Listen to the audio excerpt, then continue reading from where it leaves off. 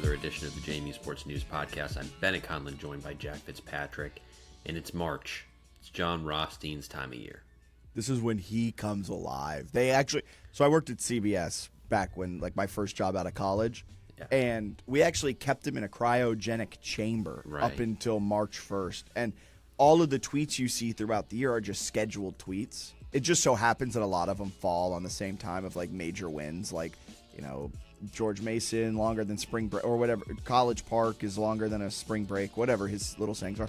That just so happen to line up with big wins. It's just luck because we schedule it all out, or he schedules it all out before he goes into his cryogenic chamber. He's in there for the entire, then March 1st, they let him out. He's out until the end of once the final buzzer sounds on the national championship, they put him back in there. Right. And they just repeat that. That's why he never ages either.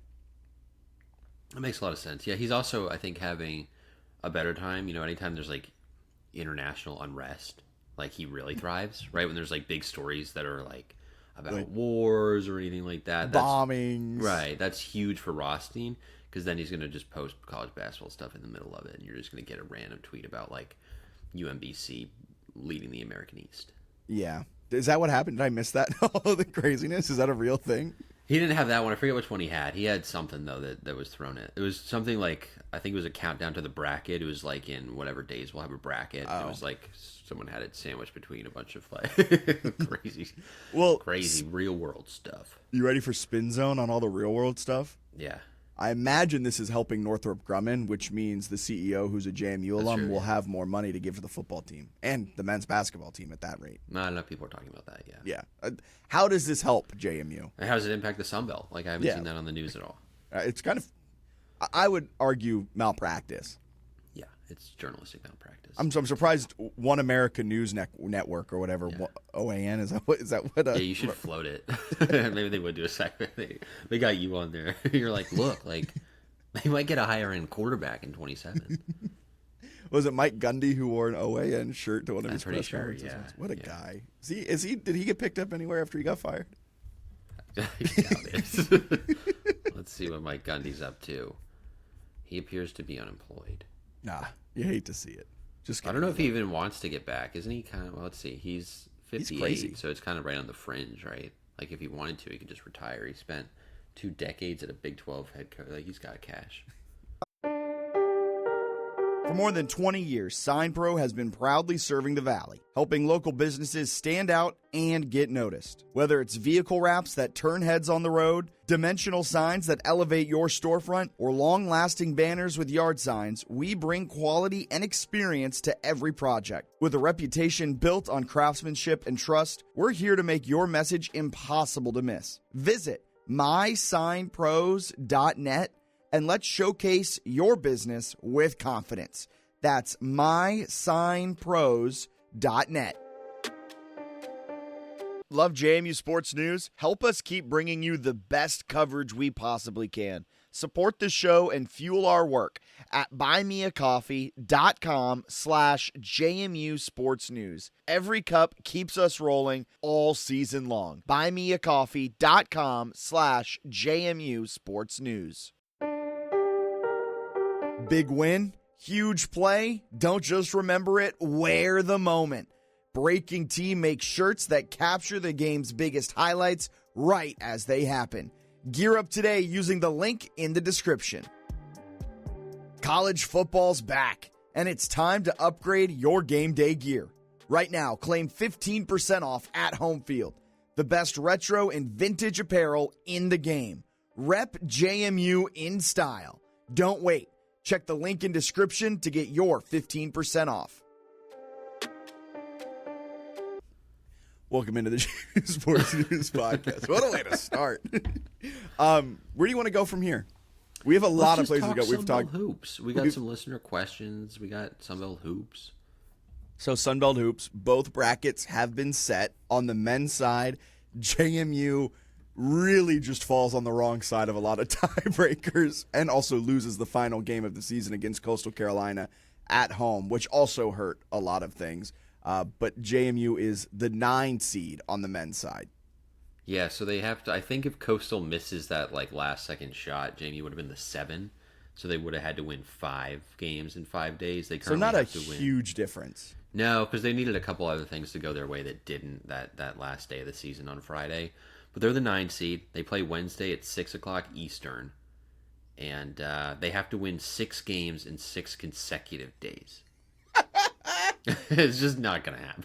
No, it's not gonna happen. Maybe they can make a run and like maybe get App State on March 7th. Yeah, but even that seems unlikely. Like, yeah, this is their run. Southern Miss. Well, you have to beat either Louisiana or Georgia State. And the funny thing about all of this is JMU has been really good this season against the best teams in the Sun Belt. Yeah. Unfortunately for JMU, they won't face another good team in the Sun Belt for like 4 days from now. Yeah, it's going to be interesting to see if they can do anything, right? Because it gets kind of fun if they win like a couple, because you start to believe like, oh my God, could this be the miracle run? But like if they lose that first one, it's going to be a very anticlimactic, silly ending to the season. And it is possible because they don't really blow anybody out. They play kind of slow offensively, although they're doing a little more fast break stuff. And you listen to Coach P, and he's like, yeah, we're pretty good at fast break stuff. Like, we're pretty good about that. And I was like, I wish you would have learned that before like February 23rd. But it works out for them now. They had a good February outside of the final game, which they still played fine. And the first game. Yeah. So like a mostly good month, good finish to the year. There's 17-14, 9-9. It's not like impressive, but it's not dreadful. It's just been kind of an average season. There's a good chance they mess around and win 3 games and get to 20. Get to 20 wins. It's going to be the most disappointing 20-win season I think I can remember. That's kind of the game within the game this week. Get to 20 wins. Can you get to 20?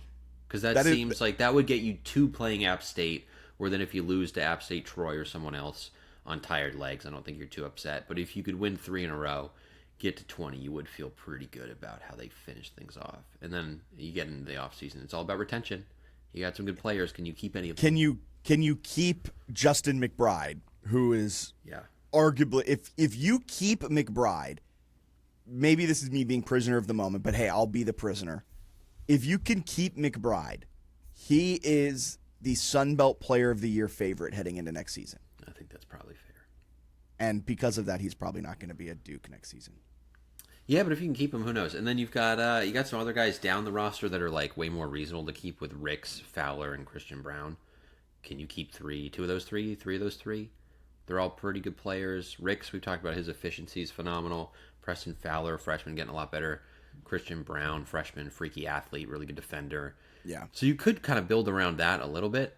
Again, if you can keep him. I assume Paul Lewis is going to come back because he didn't really play much this year. He was banged up. When he is healthy, he's a pretty good point guard. So it's a matter of actually keeping him healthy. But you've got some guys that maybe you could do some stuff with if they're willing to stay in Harrisonburg. If. You know who I never really understood this season and last season? Who? Eddie Ricks. The dog. Like, he's played in 66% of the team's minutes, but in those minutes, he's limited. He hasn't been used all that much. He's used just about like 13, 14% of the time on those, and yet he has one of the best offensive ratings on the team. The best offensive rating on the team. It's always so interesting that he's not used more, especially for the fact that he is one of the Moorhead guys who came over. So, like, you'd think Spradlin would know how to use him more. He's one of the more intriguing guys. Like, if he can take a big step forward this offseason and they're able to retain him and McBride, I feel like I was saying this last year too, but like Ricks could be a special type of player in the Sun Belt. I like him a lot. Do you have any idea why he's not used more? I think it's probably shot creation, where like Cliff Davis is really good and he's shown that off the bounce. McBride can create his own thing. And then also I think he's just like unselfish the way he plays, where like, not that the other guys are selfish, but like I think Ricks is always thinking about like what the next pass is or what the next play is, where like Cliff Davis might be like, no, I'm the next pass. Like I'm scoring. I'm McBride. They like to kind of go one-on-one more than him, it looks like. Yeah, if you look at some of the advanced metrics from Ken Palm, Bradley Douglas, Justin McBride, and Cliff Davis all take more than 25% of the shots when they are on the court. And Eddie Ricks takes 13% of the shots, and he has an assist rate of 11.6, which is best among those who get meaningful minutes. So, you're not wrong. Our boy Brad. Bradley Oh, Douglas. yeah, is a Bradley crazy Douglas one. is He's got a 26.6. crazy Yeah. one. I completely glossed over that. Yeah, that is a crazy good one. So He's been putting up some stuff. Yeah, I mean, they have a decent, like, core. I think that's part of it, is that the other, like, three guys score a lot. And then Newhoff, if he has a chance to score in the post, has been told to do it. So, like, when he's in there and can post, they want him to try to score because he's efficient from the field. He's shooting, like, 60% on his shots. So. It's funny because we're heading into a postseason now where, like, anything could happen, whatever that saying is. But also at the same time, there's a part of me that feels more excited for next season. Like, this kind of feels like a lost season. It's like, well, if they can retain like 2 or 3 key pieces, we've heard the rumblings that a lot of money will be coming off of the books this year, and they'll potentially be able to compete and have competitive NIL offers. That makes me excited for next year. Yes, I also like Spradlin's history where he seems to actually learn from years where, like, not to throw Matt Brady under the bus, but, like, Matt Brady was kind of dependent on exactly who he had, and you kind of knew, like, if the roster was really good, they were going to win 20 games, but maybe flame out in the conference tournament. And if the roster wasn't good, they were going to win, like, 12 games. There wasn't a whole lot of, like, Matt Brady's going to figure this team out. Like, that was never really a thing. But, like, Spradlin seems to have done that at Moorhead. After his first few years that were kind of slow, he seemed to get the program right where it needed to be. First couple of years here have been fine, but nothing crazy. I think he's gonna, like, figure out the NIL situation, how to make his team work, and then years like 3 through 5, I think will be pretty good. I don't think he's gonna be here that long. I think he's gonna take him to the tournament pretty soon. I also think he does a very good job because we were all calling for his job. Literally January 23rd, following the loss to South Alabama. Right, they were 9-11, 2-6. Are you saying that sarcastically? People were. Yes. On the internet. Yes. That's what I mean. All of us is the internet not a complete representation of the world? Those people look pretty silly. Like, there was a vocal minority. I wasn't fully there, but I was like, man, I do not like the way this team is trending. 2 games under 5. Like, this isn't good. And then since then, they have really turned a corner. Granted, they've been playing like some of the worst teams in the Sun Belt at that same time. But he did figure out a lot of the issues. They kind of figured out what their breakdown was going to be, and they did turn a corner, and they finished the season off exceptionally well. Since that South Alabama loss, they've only lost 3 games, going, 8-3, which is a nice little mark to finish out a season.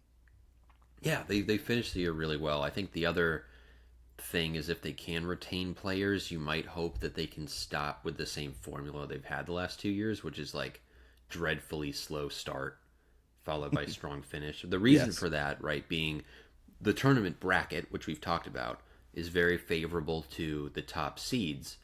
So you want to play, and he's said this before, you want to play your best basketball like in February and March. That is true. Yes. But if you play really garbage basketball late December, early and mid-January, you put yourself, which they did at 2-6 and then 4-8 in the conference, you put yourself so far behind the 8 ball that even if you basically win out, which is what they did like in February, except for the last game, the best they could have gotten was the 7 seed.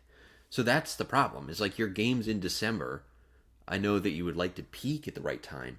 You can't just throw away December games. And they've kind of done that the last 2 years. I think what they need to figure out is, and I think part of it is having to completely flip a roster year over year, where it does take like 2.5, maybe even 3 months to like actually figure out what you want. And then injuries kind of took a toll at times on this team, not giving them any excuses, because it was an absurdly slow start against an actually horrible non-conference schedule. Like an embarrassing loss against Longwood. You lost to LIU somehow. Old Dominion, I know that's a conference game. It was your first conference game. They beat you. You lost to a bad Georgia. Like, you just look at so many of their losses early on in the year, and you're like, oh, yikes. Like, that's not good. But if he can just figure out a way to, like, just go, all right, non-con does not matter. Because non-con does not matter. I would rather win the Sun Belt tournament and lose every single non-conference game each and every year for the rest of my life than win non-conference games and win a random power conference game and like win a Sun Belt championship every 5 years or something. You know what? Like, non-con does not matter for James Madison University. It does not matter for any low major. Just come to terms with that. So you can lose all that. But how about we start hitting our vibe right around December, I don't know, 20th. I think that would be Christmas ideal. time. And I think that's kind of what they can get to if they retain some players. So I am Yes. excited about the future. This week's going to be like kind of fun just to see, anything can happen. But I have no expectations. I think my goal would be to hit 20. Would be try to get 3 in a row. And then I think your legs are going to die because they're not that deep. Yes. It's going to be a fun couple of days over there down there in Pensacola. And if they time it correctly with the 3, right? They'll exit stage left when the women take the spotlight, which would be kind of sick. I would like to have just like a full week of basketball, and I just want the men to handle like early week. Like, give me a couple. So that's a great segue into women's, as they are the 4 seed heading into the women's basketball championships. If they win, so this is my favorite part of the schedule, right? Like the bracket. So JMU will play either App State, South Alabama, Coastal Carolina, Texas State, or Marshall. Yep. Then, if they win that game against App State, South Alabama, Coastal Carolina, Texas State, or Marshall, they will play Georgia Southern, and then they will be in the championship game. Yeah, those are some interesting ones. Those are all like early afternoon, even if they get to the title game. But the top 4 seeds, no offense to Marshall, I think Marshall's a little bit. They're the 5 seed. I don't think they're as good as the other top 4. Top 4 is legit. Yeah, it is. It's gonna be fun. Kind of like the way they started this season. Not that we were ever like fully on board of like the at-large train, Sure. but like they look like a very, very, very good team. And then in conference play, they went 14-4. Their losses, I mean, they finished the season out strong, but had a little bit of a rough sledding there in the middle of their conference slate with losses to Arkansas State, Georgia State in overtime, which was a head scratcher, an 8-point loss on the road at Statesboro against Georgia Southern, and then a loss at Marshall. So those were the ones that undid them and took them to the 4 seed. Yeah, they kind of started slowish in conference play and whatnot. They've won 9 games in a row. Yeah.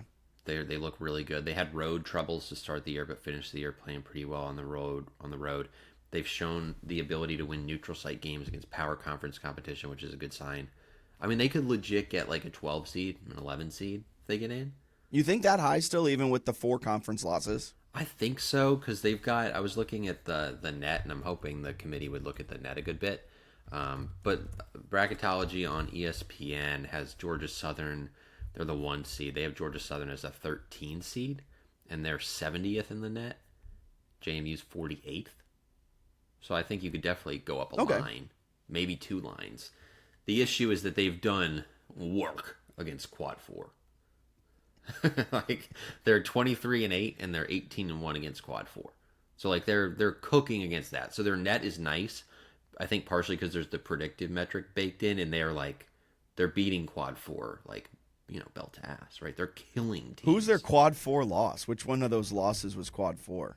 Georgia State stinks. Where's Georgia State? I didn't even see them. And where are they on this bracket? Oh, the 11 seed. How'd you lose that game? I wasn't even looking that far down.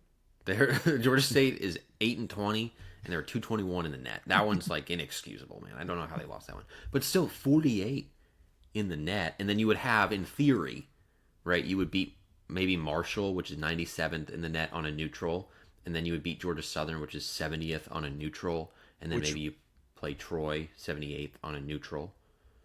70 neutral is a Q2, right? Women's is like more fucked up, so it might be Q3. Oh my goodness, I forgot that. I know, I always forget the things, but idiotic. Still enough to like maybe boost you, or at least if you keep winning, you wouldn't. I don't think you would drop much worse than 48th. So I think that could get you a 12, maybe an 11, and then if you play a 5 seed, you get the 4 seed, right, that hosts that regional or whatever it is. I forget how it works, but it's not a road. I think it would be the 4, yeah, in that situation. But anyway, you would be playing a crowd that would probably root for you because their team's going to win, and they want to play you because they think you're worse than the 5. So they're rooting for you once. But that would be, you could have a favorable crowd and a chance to pull an upset. I do think if they get in, they're going to have a chance to win a game. Should be a blast. They just got to get in and not just don't face a press. Yeah, and that seems like that's going to So they're going to get pressed. So I think that's what I'm a happened little against worried. Georgia State, right? Georgia State ran a I think it press, was probably a turnover thing. Yeah, I mean it's usually a turnover thing, and I guess a lot of teams in the Sun Belt like to press. which bodes real well for old Yeah, Coach Joe.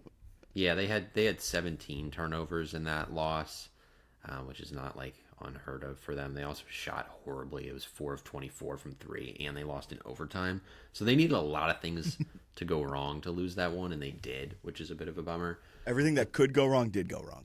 But they're playing so well. Bree Robinson has taken steps forward. Peyton McDaniel was snubbed for Player of the Year, which is a bummer, but maybe fires are up a little going into the tournament. McDaniel and Barnes named to the All Sun Belt team, as was Bree Robinson. Peyton McDaniel, first team All Conference, but was not Player of the Year. Ashanti Barnes, second team, and Bree Robinson was named to the All Defensive team.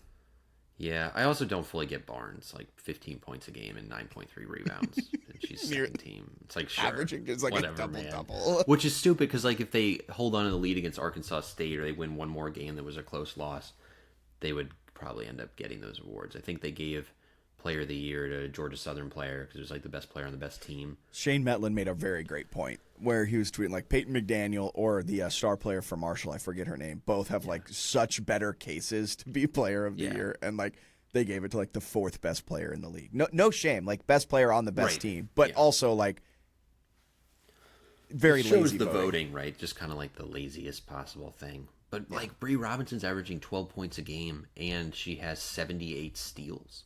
Like, oh my God, they can build it around her next year. But that's a great trio to have. And then Grace McDonough, the freshman's really good, has come on strong, is shooting like 63% from the floor. So they've got more than enough options here to win this thing. As we roll along with the JMU women's basketball preview, heading down to Pensacola for the Sun Belt women's basketball tournament, we're joined now, Coach Sean O'Regan, head basketball coach for the team. Coach, appreciate your time. How's preparation coming for Pensacola? Yeah, pretty good. I tell you what, we got a motivated group. That's for sure. So just been impressed with their, I guess, willingness to do anything. Put in a new play, work against the press. They're eager, man. They are fired up to go down here and get what we think we can go get. 14-4 and the 4 seed is not something you see a lot. I'm curious what you make of the Sun Belt this year. It certainly seems like those top five have separated a good bit, your team included. Yeah, it's bizarre. And two things I'll add here. I remember the one year we weren't allowed to play in the CAA tournament, and the team was just kind of, just got to the droves of February, and we were giving in a little bit. And I remember thinking fourth, I couldn't fathom actually finishing fourth. It was like the worst thing in the world. I remember sitting with Ian Caskell at the top of the stairs, like, I can't believe I've let this down. We're finishing fourth. And now it's like your 14-4 is good enough for first a lot of the time. Not all the time, but a lot of the time. And so it's a different feel for me with fourth. Knowing, you've beaten the 1 seed at home, Georgia Southern. Obviously, we didn't play Troy, who's the 2 seed. We got to play Arc this year, which is great, and then beating Marshall, right? So those top five have been good, man. The league is rated sixth in the country, which is unbelievably impressive. And I can remember my first Sun Belt meeting. I brought up, like, how do you make this a two-bid league? And Keith Gill, the commissioner, said, we got to put one team in the top 100 first. And I said, okay, let's, what are we doing? Let's go. Because that's what it is now. Now you've got, I don't know where they all fall. Marshall and Arc are on the outskirts, but we had five in the top 100 for a good amount of the year. And so I think we're getting there and showing progress. But tough league. The best part is not an unwinnable league at all. And I think that's the best part of this whole thing is I feel confident in this group. I feel like we've been through stuff the team last year never got to go through. And I just think, you've got a sixth-year senior in Peyton McDaniel that has a lot to prove down in Pensacola. What do you make of the Sun Belt kind of scheduling with it all? Because there's a potential you play Troy, a team you have not played in the regular season, like kind of that weirdness where you don't necessarily play everyone in the conference. What do you make of the Sun Belt scheduling? Yeah, I'm very, very against that. That is, I am a big supporter of the Sun Belt, the vision of what Keith's trying to do. Kathy, like I'm a huge supporter. I'm like the only fan of the Sun Belt MAC Challenge. But I don't agree with that. I don't agree with the not playing and not just because, like you could say that's sour grapes, right? Just because we lost to Ark State in the championship, but no, it has nothing to do with that. It doesn't make sense to me that you don't play everybody once. And so, I'm I've been working with them on trying to follow the A10 model, which is playing everybody once. You play a rival, right, which would be ODU for us, and then you play four other teams for the second time that are around where you're predicted to finish, right? Pretty imperfect, but at least you get to play everybody once. And, I think it helps your net too that you're playing. Let's use this year. Like we were playing Troy twice, Ark State twice. Good. I'm all in for that. Georgia Southern would be one because they were picked pretty low, but the A10 model has worked for them. And I've been on a soapbox for that for quite a bit, just because I don't agree with not playing somebody in the regular season. I think it's bizarre. And it could be again in the championship. If we happen to get lucky enough to play Troy in the championship, that's 2 years in a row. It's just bizarre. So I'm against that. I would vote against that in any capacity. So we're trying. What's the prep like if you're playing a team to win a very important game that you haven't played in your conference? Like if you're preparing for Troy potentially in a few days, what does that look like throughout the season or in the next week for you guys? Yeah, it's a real advanced scouting, right? Obviously, one of our assistants has Troy, and she can't wait till, we're in the semis to start prepping that, because it's usually I don't know, 5 to 7 game watch deal. But like what we did something a little different this year, because it's drastically different styles, and I had never done this before, so hopefully it works and I'm a genius, right? But um, yesterday we reviewed some stuff, different things, zone offense, man offense, press break, all that stuff. And then today we actually played 4 quarters against our practice guys, and we played Marshall, which is, again, no one knows what's going to happen. Coastal could storm up and beat Marshall, whatever, but very different style. Marshall 2-3 zones all game. So we did a quarter just against that. Then we did a quarter against Georgia Southern, what we wanted to focus on there. Then we did a quarter against Troy, and really emphasized rebounding. We played with the rebounding rim on. The practice guys did not like that. And then we did the fourth quarter against Ark State, because just because their pressing style, when you get tired, can you push through? So I thought we did really well with that today. And we didn't give them 100 things to focus on, right? Like there'll be way more detail with a scout when you're playing Troy, but I think getting in their heads that rebounding is going to be key, is the most important thing. So there were like headliners in each section. But no, it was just prep. And the toughest part of, and I'll use the Ark State example from last year. We had all the film, we had it all broken down, we had all our analytics, we had all our stuff, but you just don't know how fast Crystalline Rose is. You just don't know, can you switch a ball screen with her? Because if you played them once and you tried it and it didn't work, okay, that's not going to work, right? And that's what I thought, is the biggest difference is you can watch film all you want and get a really good guess of how fast they are, how strong, whatever, how high, But when you're out there, there's definitely a difference. And maybe you overshot it, maybe you undershot it, but that's the biggest gap. It's a regular prep, just like you're playing Marshall for the first time in December or whatever. But the part is you just don't know exactly how hard they play or whatever the intangible is for that team. You kind of touched on it there a little bit, but when it comes to the press, that's something that you guys have kind of had struggles with as of late these last couple of years. What is it specifically about Arkansas State's press that makes it so difficult to beat? It's just relentless, right? So, you can score 4 layups in a row. They don't care. They don't care at all. They will continue to press. Um, they're never going to call it off. And I think that mentality and relentlessness eventually it just leans on you. And so, I was talking to Coach Rigby early in the year about it, and she said, "Do you think that's why you've lost to them? Like you lost them in the championship because they just wore you down? Because we did have a big lead in the championship, and we were handling it for the most part pretty well. But like even used today, we did it today, and it's not necessarily against the press that you make the error, right? But you're worn down a little bit to now fail an execution on the offensive end, or you're a little bit worn down and you blow a defensive assignment. So it hits you in different layers. At their place this year, and I'm a little obsessed with it, but like we lost that game. We were up 31-13. We were cutting their press up. And I think fatigue just got to us a little bit in the fourth.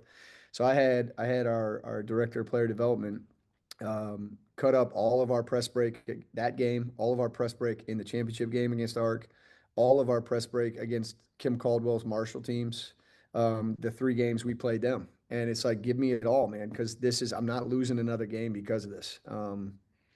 And we've gotten better with it, but it's hard. It's a mentality of you just have to stay ready. We have to use our bench, and we have to strategy moving pieces around is a big thing too. But it's an ongoing process, and it'll change. And I think when the stakes get higher, right, it's different than a regular season game where you can be a little bit. I mean, the stakes are going to be higher. You're playing them in a championship game. Again, that's the only time you'll see them. So. I think losing to them this year in the regular season has really helped our mentality. And now you've gotten, Georgia Southern, Marshall, and Troy beat them, so you've got a blueprint too to look at. I know in a recent press conference, I think you had talked about maybe stealing the press for yourself in future seasons with different personnel. Is that a serious thought? Is that just some frustrations with? No, no, I would love the press.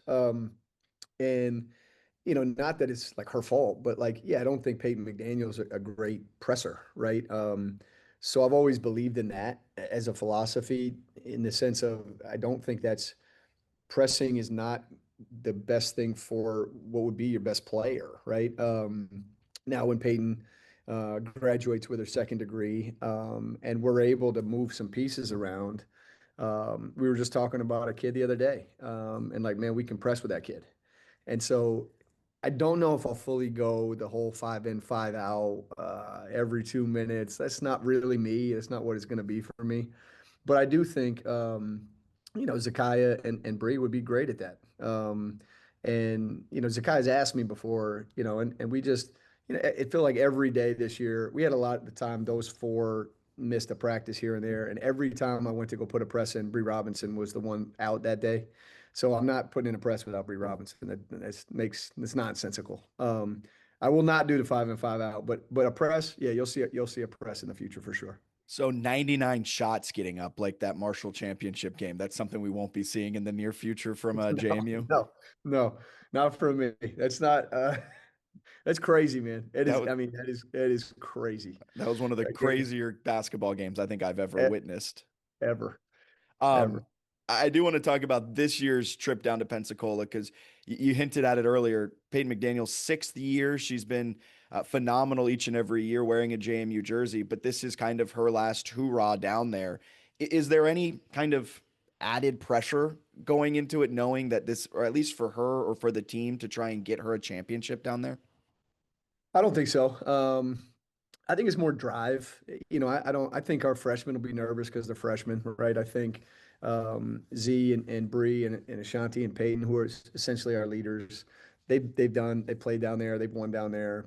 I think I don't think there's a pressure at all. I just think she'll really want it, but man, she's really wanted it every year and has played really well down there. If I'm not mistaken, all tournament team every year.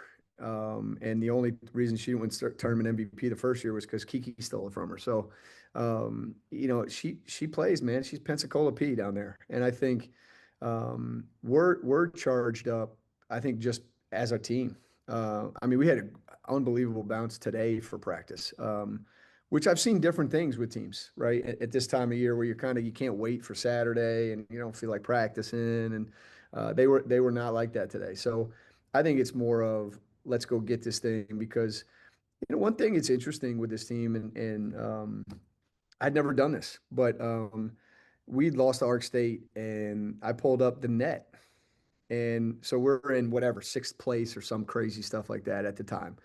And I showed him the net, and I'm like, look at your net here. Look at your net is whatever it was at the time, 53.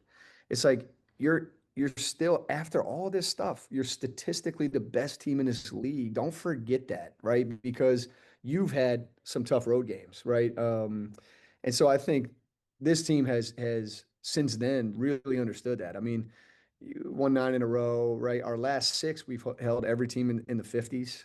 And again, we did our job, essentially winning out. Teams didn't fall as far as I thought maybe they could. Mhm. But I don't think there's a pressure. I just think there's a drive and a real thirst, is the best way I can describe it. I'm curious about the Sun Belt Awards. Like, is that another added layer of motivation? I mean, kind of every advanced metric has Peyton probably as the best player in the league, and she wasn't named it. How do you kind of does she use that? Notice that? Uh, I'm going to give you a really good political answer here. Okay. We talked about it. I wanted to break the news to her that she didn't get it. And I'll tell you this, two parts to this. One, she was visibly way more upset with the fact that Shanti Barnes didn't make first team. She was like, her mouth was open. She reacted verbally. Like it was like, are you serious? That was the most shocked she was. Now I think this, like, and I've always been, this has always been my thing, is that like I think there shouldn't even be votes for coach of the year. I think whoever finishes first is coach of the year. I don't care. It's always my vote, no matter what, right? Because I don't care if you were picked ninth or picked second. It doesn't that meaningless to me. Like the whole point of it is to win. Hannah Hayden did the best job out of all of us. They won. They're in first place. That's a no. I don't even think there should be a vote. Now, um, I also kind of believe in that. Like when I'm voting for that thing, it's like, all right, who's the best player on Georgia Southern? Okay, I'm gonna give my vote to that kid because the whole point of this is to win, right? When I'm voting for like all conference players, I'm more apt to give Georgia Southern a third kid on there than whoever finishes 13th, their best player, right? And that's just how my philosophy is. So, I think in a way, that was my, of course of course I think Peyton's the best player in the league, of course, because she is. But like, all right, we didn't do our job, right? We could have not two games we gave away at Marshall and at Georgia State, and we lost them both in overtime. And that, we made our bed. So that's the ownership piece to it. And look, man, we got every award in the world last year, right? And we were 18-0 and blah, and we didn't get the one award that matters, the one trophy that matters, and that sentiment P agrees with. So I think she knows who she is, and we're down there to cut a net down, and that is it. That is it. Last question I have for you here, Coach, is the Sun Belt tournament itself is this behemoth of a thing. You got used to it last year, and now this year feels like, I think, as fans, coaches, players, media, whatever it may be, have kind of gotten used to the format a little bit more this year. Was that ever something that you were a proponent of? Did you like it when they made that move to it? Kind of, just what are your thoughts on the Sun Belt tournament setup? Yeah. Well, look, I'll start with this. So they actually they previewed the idea to myself, and I believe it's Dustin Kearns, who's the head coach at App State. Like, hey, is this like any interest? And we were both like, yeah, look, I think being in the position we've been in a lot, right? Which is like your regular season champ, 1 seed, 2 seed, whatever, right? Like you want those teams to represent your league most of the time. And that doesn't mean you want to take away the fun of having a tournament, but like, right, I think it's better for the Sun Belt. It would have been better for the Sun Belt if we went last year, right? We wouldn't have had to play at UConn. We probably would have been maybe an 11 seed, probably 12, and a worse 13. And it's a winnable game, right? So I think without like, there's no conspiracy theory, but like, you want your best teams to represent your league is the idea. So my reaction to the tournament was like, yeah, okay, it gives you one less game to have to win, right? And gives you an advantage over other teams. Fine. Um, what I'm curious about is like, where's the data kind of is that always the case? And I don't know that part because it is a long break, right? You're off from Friday to the following Sunday. You have a team that's already won that's playing you, but man, you could just argue it up and down. I think it's going to be a big point of discussion for the league because of the men's side and what happened over there. And I'm experiencing the other side of it here too, because we were an unfortunate you know, win from Marshall away from being the 5 seed and having to win 4 games. But again, we made our bed to get there. So yes and no, right? I think it's interesting, and I think it does give the top teams an advantage, and I think that part I'm okay with. But I don't know if it does or not. I think time would be the only indicator of that. I think the bigger issue to fix is what you kind of asked me about before is the regular season schedule. It's very unbalanced, right? And you have teams that don't play each other. And I think, Julie Folks at Marshall has a you guys, she has a metric that she's done that calculates, who you played, where you played, and what you won by, and it comes up with a first through 14 at the end of the year, and it's not how the standings shook out.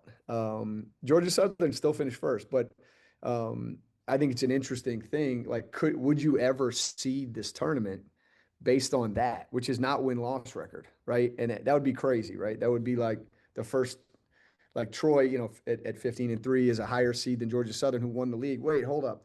But I think it's so unbalanced, right? And use Ark State has to go to Georgia Southern to Marshall.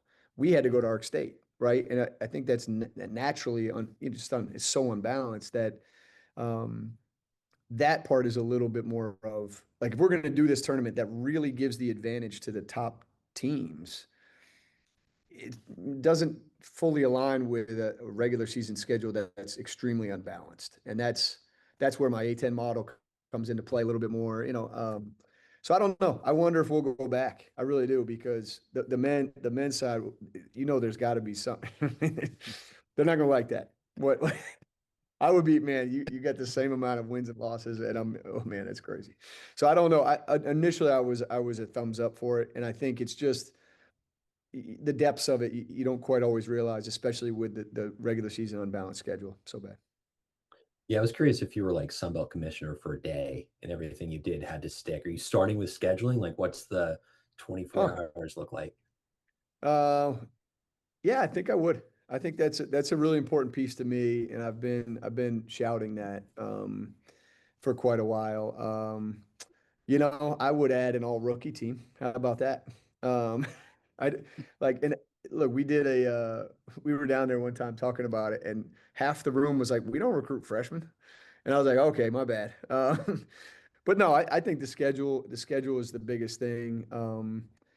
I often wonder, man, like, I had a lot of success. We had a lot of success and fun with campus sites for a conference tournament. And I know that's why I kind of see what Keith is doing. Like, he's creating an event in Pensacola, and I do like that.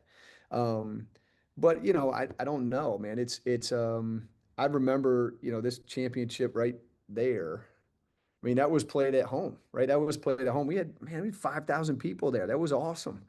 And the location is really good. Pensacola is really good for about half the Sun Belt. You can drive down there. Um, but we got fans, man, but it's not thousands. It's not thousands. So I don't know. Is that something you tinker with? Like, they've really set some stuff in stone in the sense of has to be played in Pensacola, has to be during this week, has to be played with the men, and all 14 teams have to come. Those are the 4 things, like, they will not, there's non-negotiables. And so I don't know if I would stir some of those up for negotiation, but the regular season schedule will be by far number one, by far. Gotcha. Last question, I'll let you go, but My girlfriend had a group project like a decade ago with Kayla Cooper Williams, so I don't think I'm allowed like in the house tonight if I don't ask about Kayla. But I was Yeah, curious what she's brought to your staff and kind of how she's developed as a coach over the man, last few years. that's crazy and awesome. Look, Kayla, and I call her Coop, so it's weird calling her Kayla. Um, but no, I mean, look, you talk about what this place is, right? What JMU is for a lot of people, including me, is that this place has always been my home. It always feels like home for me. And so, I've been here 4 years as an undergrad and then 19 as it's 23 years here. And I love it, right? And I think she's a prime example of also that, right? There's a lot of people that love it here. And coming from recruiting her in high school to, she played for Kenny for 1 year. We won championship, and then she tears her ACL in the exhibition game my first year, which is okay.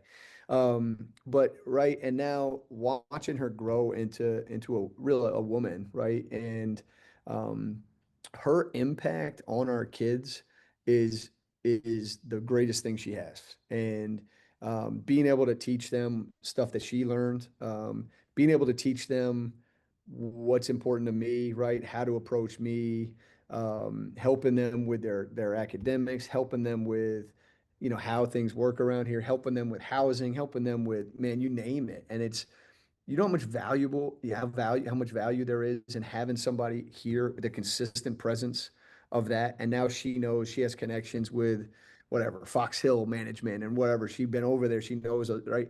There's so much depth and so many roots to what she does here with us, that it provides so much value to the program. And, it's been fun to watch her grow as a coach, right? And, 3 years ago, she wasn't super confident in pulling up a board and drawing up a play, right? Right. And I think those are things that matter less to me because she's so valuable in the relationships that we keep. And the culture here is really strong because of people like her. And she can explain when I get after Angela Williams, she's translating that to Angela Williams at some point in time, right? And that has way more values than her drawing up a side out of bounds, right? Because it keeps our team bought in. And so that, I'm glad you asked about her because she never gets enough credit, and she's got my back all the time. And that is the most valuable thing you can do as an assistant coach. And so she's done that. I hope she never leaves me. Great way to finish things out. What all-time blocks leader in JMU history? I don't think Yeah. her record is ever getting touched the way she broke it I as well. don't think, man. I don't think. She was unbelievable, and they don't know. They don't know. I want to pull out clips of her running back in transition defense sometimes because they don't know how fast she was. Man, it was unbelievable. Coach, we really appreciate your time. Good luck down in Pensacola. Good luck. Thank you, guys. Appreciate you. All right, let's get a quick break in. We'll step aside. Be back. Some listener questions coming up. For more than 20 years, SignPro has been proudly serving the Valley, helping local businesses stand out and get noticed. Whether it's vehicle wraps that turn heads on the road, dimensional signs that elevate your storefront, or long-lasting banners with yard signs, we bring quality and experience to every project. With a reputation built on craftsmanship and trust, we're here to make your message impossible to miss. Visit mysignpros.net and let's showcase your business with confidence. That's mysignpros.net. Love JMU Sports News? Help us keep bringing you the best coverage we possibly can. Support the show and fuel our work at buymeacoffee.com/JMU Sports News. Every cup keeps us rolling all season long. Buymeacoffee.com/JMU Sports News. Big win, huge play. Don't just remember it, wear the moment. Breaking Team makes shirts that capture the game's biggest highlights right as they happen. Gear up today using the link in the description. College football's back, and it's time to upgrade your game day gear. Right now, claim 15% off at Home Field. The best retro and vintage apparel in the game. Rep JMU in style. Don't wait. Check the link in description to get your 15% off. All right, you ready for some listener questions, Bennett? Oh yeah. We appreciate all of the good words from our good sponsors, especially our friends at Sign Pros. Check them out next time you're in Harrisonburg for any of your printed materials. I still got to figure out. I know we've been not really teasing. We've been openly saying it. We're going to try and do some more live events, maybe 3-Notch, maybe some other spots. If you're a brewery or know anyone in Harrisonburg that has like an event space that would be able to host, preferably with adult beverages available, reach out to us, DM us on Twitter, Instagram, email us, jmusportsnews@gmail.com. Not that we have anything against 3-Notch. We still absolutely love 3-Notch, but always kind of keeping our options open heading into next season. And when you check us out at those live events starting next football year, we'll have a lot of printed materials from our friends at Sign Pro, so be sure to check them out. You ready for first listener question? Yes, hit me. Dominic Palumbo. What's the first? I'm sorry, excuse me. What's the 30 for 30 look like after JMU men's basketball wins 6 games in 6 days to win the Sun Belt and then becomes the first 16 seed to go from the first 4 to the final 4? That would be something. What if I told you there was a team in the valley that didn't let the mountains overcome them? That's pretty good.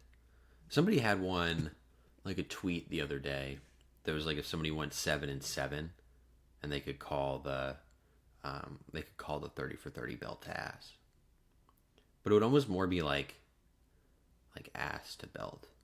It would be ass to belt. It would not be belt to ass. Yeah. Anyway, here's a question for you. Where would you rank this in like recent JMU basketball history if they did go 6-6? Behind the March Madness season, yeah, I think it would be honestly, though, isn't that sad? The recent history of JMU men's basketball. Right? It's like March, maybe the year Matt Lewis balled out a COVID year and they lost in the first round when Elon's like Dustin Buford or whatever his name is, like went automatic from 3-point line. JMU built up like a 20-point lead and then blew it. Matt Lewis blew out it. That was a sad one. But like that was maybe the second best recent season of JMU men's basketball, which is crazy to think about. Yeah. Evan, maybe the UVA season where like the CAA screwed us over and whatever. Evan Worrell asked, what are the keys for the men's and women's basketball teams to make it out of the Sun Belt tournament? Women's team, I think we've just like take care of the ball. Just don't get a press. If you get pressed, you're fucked. It's not even take care of it. It's just like you just try to avoid the press. If they press you, it's done for. You know how you get out of the press? You don't let them score. Like when they score the basket. Like I know that sounds really stupid, but like if you're playing against it, like the reason they built up that lead against Arkansas State was because Arkansas State wasn't scoring. Then the second Arkansas State put one in the bottom of the basket, they were able to set up their press. JMU couldn't score. They turned the ball over, and guess what Arkansas State got? Open, easy looks, which let them set up their press. There's nothing worse than watching your team get pressed into oblivion.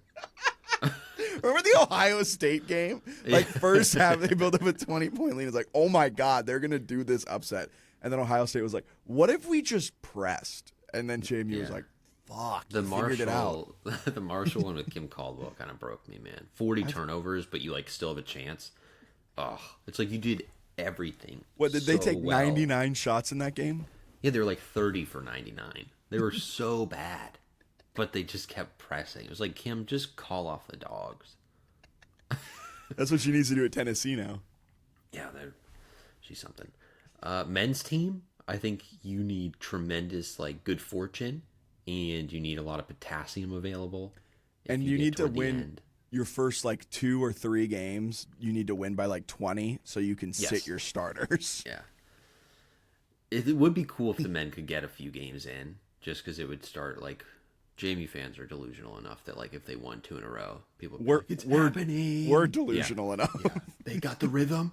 And then the other part that is kind of fun is that everyone that they'll have played after the first win, it's their first game in it. So like JMU might be in like a crazy rhythm. They've won 4 in a row, and after, Troy hasn't even played yet. These guys are just not ready to go. I love that like idea. The rest versus rest kind of thing. Yes, because it's not real. It's so funny though. I love it when like a team will come out and they'll miss a few shots. The announcers are like, "Oh, they're just so rusty." It's like, well, they have spent the whole year playing basketball, so I don't know how rusty you can really be when you've spent all year playing. But anyway, men's team, you need like a minor miracle, and then women's team, you just need to like not get pressed. Okay, here's one. James Fitchett. Is it possible to go in person to watch JMU golf when they come to Richmond?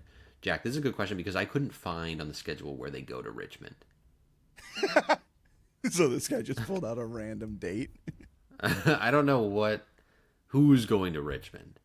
Is he talking women's golf or men's golf? I checked both. I don't think either plays in Richmond.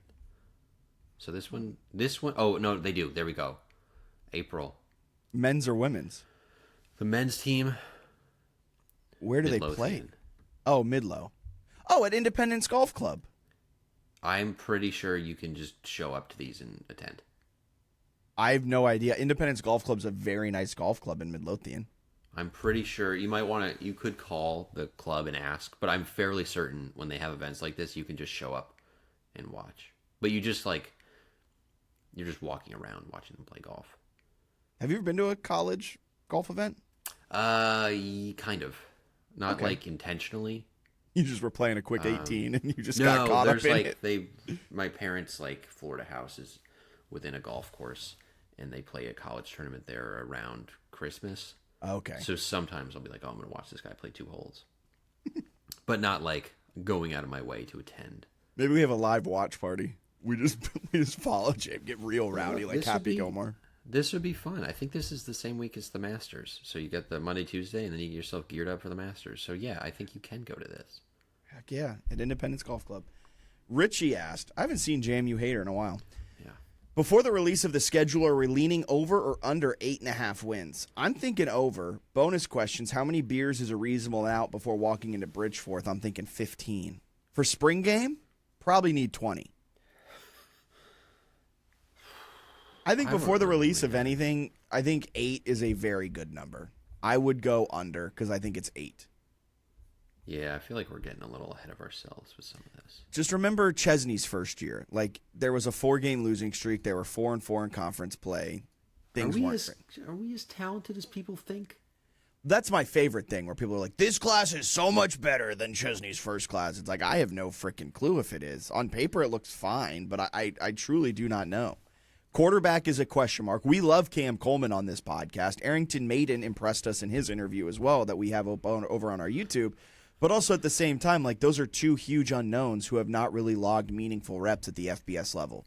Chesney came in and he had Alonzo Barnett, who was a big question mark, but he brought in Dylan Morris, who was an FBS transfer. Turns out he didn't have a working elbow. No one really knew that until after the season, but there was hope there. Then he had Alonzo Barnett III for his second season, which was a very experienced FBS quarterback at that point. I don't know. It's just like they brought in a ton of dudes. And if we're being honest, of all these guys, I had seen probably, I don't know, 4 of them play snaps before. Yeah. Maybe if that. You know what I mean? There's so many guys that was you look into them and you're like, oh, I like that. But it's not like an Indiana transfer class now where it's I know every player they brought in and they're all very good. I've seen them all play. So it's I love Seth Cromwell from Northern Arizona, but I didn't watch Northern Arizona play football, so I don't actually know that much. So I'm thinking under 8.5, right about 8. I think that's fair. Some of the expectations of going back to the playoff, I think, are a little bit. Yeah, no, I do not have that. I have the expectation to be competing for the Sun Belt, but not to make it back to the college, because you need everything to break right. Heck, this year everything broke frickin' perfectly. Sensei Thunderfist MD. Not this again, dude. Did we have this question before? From him, I'm pretty sure. Okay, what would your chair look like if your knees bent in the opposite direction? Googled this at work yesterday after this question came in. I still can't answer it. It'd be weird. Yeah. Would it not be the same? Would it not be the same and your feet are just up in the air? Because your butt doesn't change. It's just your knees. I guess. Okay. How are you getting into it? Step, sit. How are you walking if your knees are Okay, that's another question. You're always walking backwards. Does he have the answer and he wants us to find it, or he doesn't know? Are his knees okay? Sensei want Thunder Fist. Let us know if your knees are okay. Grant Horan, before men's basketball lost to Coastal, they had a 6-game winning streak. Any chance for some early madness and them doing it again in the Sun Belt Tournament? Can we agree? Wow, Grant, he must have heard the podcast before we even recorded it. Can we agree that 8+ wins is the minimum expectation for Napier and what we can consider as a successful season? Grant, I think 8 is it. I think anything less than 8, it is a non-successful season. But it's not like we're calling for Napier's job or anything. It's not like we're Eichen burying him. It's just like, oh, that's a little bit of a disappointment.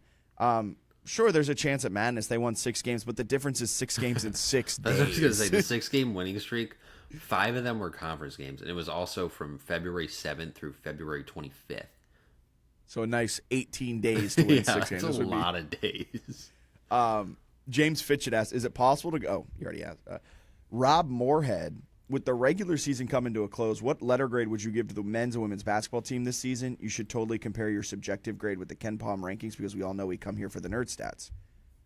Rob, vibe, I'd give men a C-. Women's, I'd give a B-. Oh, harsh grader.